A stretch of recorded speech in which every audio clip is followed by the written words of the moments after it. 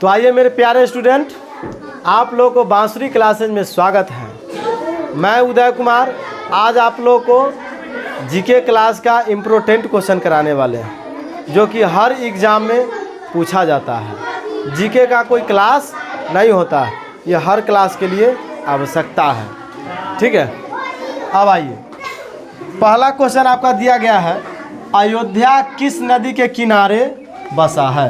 तो अयोध्या जो है वह सरयू नदी के किनारे बसा हुआ है। ऑप्शन ए राइट उत्तर हो जाएगा इसका। अयोध्या सरयू नदी के किनारे बसा हुआ है, क्योंकि राम भगवान इसी में जाके समाधि लिए थे।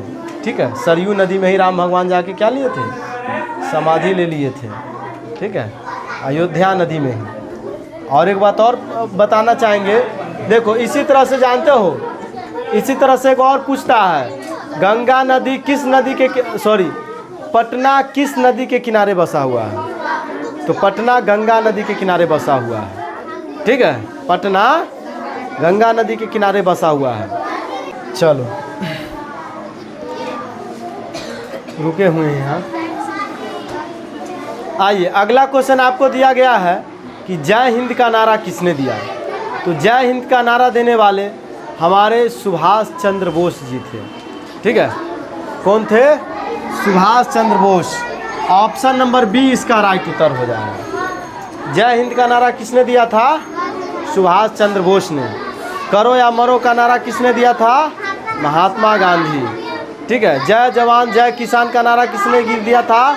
लाल बहादुर शास्त्री ने। इस तरह से चलिए हट जाते हैं, आप लोग लिखिए ना, कोई दिक्कत नहीं। तो आइए, ये भी बहुत इम्पोर्टेंट क्वेश्चन है। ठीक है, ये भी कितना बार पूछा गया क्वेश्चन है। क्वेश्चन है कि भूदान आंदोलन के जनक कौन थे? भूदान आंदोलन के जनक कौन थे? भूदान मतलब भूमि, जमीन। ठीक है, भूदान मतलब भूमि, जमीन, जिसको कहते हैं ना खेत पथार, वही। भूदान आंदोलन के जनक कौन थे? तो वो थे हमारे विनोबा भावे। विनोबा भावे जी। ऑप्शन नंबर सी राइट उत्तर हो जाएगा इसका। Option number C, Vinoba Bhave. अब ध्यान दो, अगला क्वेश्चन दिया गया है कि शिक्षक दिवस कब मनाया जाता है? शिक्षक दिवस कब मनाया जाता है? ऑप्शन ए में देखिए, यहाँ से शिक्षक दिवस कब मनाया जाता है? ऑप्शन ए में दिया गया 5 सितंबर, ऑप्शन बी में दिया गया 5 अक्टूबर, ऑप्शन सी में दिया गया 5 नवंबर, ऑप्शन डी में दिया गया है 5 जनवरी। इसका राइट आंसर हो जाएगा ऑप्शन नंबर ए। शिक्षक दिवस मनाया जाता है 5 सितंबर को। ठीक है, शिक्षक दिवस मनाया जाता है 5 सितंबर को। रब ने भी मुझ पे सितम क्या किया है। ठीक है, सितंबर सितम का मौसम है। देखो खासकर ये भी क्वेश्चन खूब, ये क्वेश्चन देखो कितना परीक्षा में ये भी क्वेश्चन पूछा गया है कि पृथ्वी का स्वर्ग किसे कहा गया है? पृथ्वी का स्वर्ग किसे कहा गया है? ऑप्शन ए में दिया गया है अमृतसर, ऑप्शन बी में है लखनऊ, ऑप्शन सी में है श्रीनगर। आगे जाने की कोई ज़रूरत नहीं है। तो पृथ्वी का स्वर्ग कहा जाता है श्रीनगर को। और एक बात और सुन लीजिए, कभी कभार कश्मीर दे देता है। ठीक है, कभी कभार कश्मीर दे देगा। तो पृथ्वी का स्वर्ग कश्मीर को भी कहते हैं। कश्मीर, हाँ, श्रीनगर है, श्रीनगर कश्मीर का राजधानी है। कश्मीर के राजधानी है श्रीनगर। आइए, क्वेश्चन आपको दिया गया है, रामचरितमानस के रचयिता कौन है?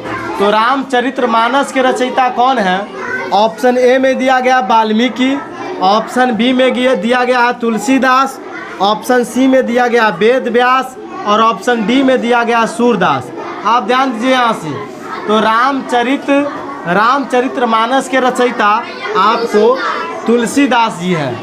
ठीक है, रामचरितमानस के रचयिता कौन है? तुलसीदास जी। ठीक है, ये भी बहुत इम्पोर्टेंट क्वेश्चन है। एक बात और जान जाइए, यहाँ देख रहा है वेद व्यास, महाभारत के नाम आप लोग सुने होइएगा। तो महाभारत के रचयिता कौन है? वेद व्यास। महाभारत के रचयिता अगर पूछता, महाभारत के रचयिता कौन है? तो महाभारत के रचयिता अगर पूछता तब हो जाता आंसर वेद व्यास। ठीक है, दीजिए अगला क्वेश्चन है आपको, जो ये भी क्वेश्चन काफ़ी इम्पोर्टेंटेड क्वेश्चन है, यानी महत्वपूर्ण क्वेश्चन है। भारत का सर्वोच्च नागरिक सम्मान कौन सा है? ऑप्शन ए में दिया गया भारत रत्न, ऑप्शन बी में पद्म भूषण, ऑप्शन सी में परमवीर चक्र, ऑप्शन डी में कोई नहीं। ध्यान दीजिए, इसका राइट आंसर हो जाएगा भारत रत्न। ठीक है, भारत रत्न। भारत का सर्वोच्च नागरिक सम्मान कौन सा है? भारत रत्न। ठीक है, भारत रत्न, भारत रत्न, ये ऑप्शन नंबर ए राइट उत्तर हो जाएगा। जानते हैं ये राष्ट्रपति के द्वारा ये दिया जाता है। ये सम्मान किसके द्वारा दिया जाता है? राष्ट्रपति के द्वारा दिया जाता है भारत रत्न। चलिए हो गया। अब आइए, कबूतर पक्षी किस चीज का प्रतीक है? ध्यान दीजिए, कबूतर पक्षी किस चीज का प्रतीक है? ऑप्शन ए में दिया गया है युद्ध का प्रतीक, नहीं, युद्ध का प्रतीक नहीं है। शांति का प्रतीक। ऑप्शन सी में दिया गया संधि का प्रतीक, संधि मतलब दोस्ती। ऑप्शन डी में कोई नहीं। तो ध्यान दीजिए, कबूतर पक्षी जो है ना, वह शांति का प्रतीक है। ऑप्शन नंबर बी राइट उत्तर। कबूतर पक्षी शांति का प्रतीक है। ठीक है, कबूतर जानते हो दोस्ती करवाने में माहिर होता है। शांति का प्रतीक है कबूतर। वो गाना था, जा जा कबूतर जा, संदेशा लेते जा। ठीक है, आप ध्यान दीजिए, मानव शरीर में कितनी तंत्रिकाएं हैं? ठीक है, मानव शरीर में कितनी तंत्रिकाएं हैं? तो मानव शरीर में जो है, ऑप्शन ए में दिया गया है 130,000, ऑप्शन बी में है 140,000, ऑप्शन सी में है 150,000, ऑप्शन डी में है 160,000। तो इसका राइट आंसर जो होगा कि मानव शरीर में कितनी तंत्रिकाएं हैं, तो मानव शरीर में 130,000 तंत्रिकाएं हैं। मानव शरीर में कितनी तंत्रिकाएं हैं? 130,000 तंत्रिकाएं हैं। ठीक है, गलत बात। मानव शरीर में कितनी तंत्रिकाएं हैं? 130,000 तंत्रिकाएं हैं। लोली, मानव ज्ञानेंद्रिया कितने हैं? मानव ज्ञानेंद्रिया कितने हैं? ऑप्शन ए में है 6, ऑप्शन बी में 5, ऑप्शन सी में 7, ऑप्शन डी में 10। तो मानव ज्ञानेंद्रियों की संख्या कितनी है? 5। ऑप्शन नंबर बी राइट उत्तर। मानव ज्ञानेंद्रिय की संख्या कितने हैं? 5, इसका राइट उत्तर हो जाएगा। जय भारत। अगले वीडियो में फिर आपसे मिलेंगे।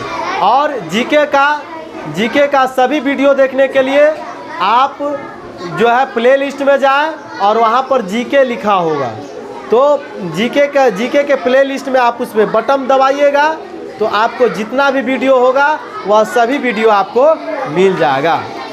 चलिए, उम्मीद करते हैं आपको पूरा समझ आया होगा। जय हिंद।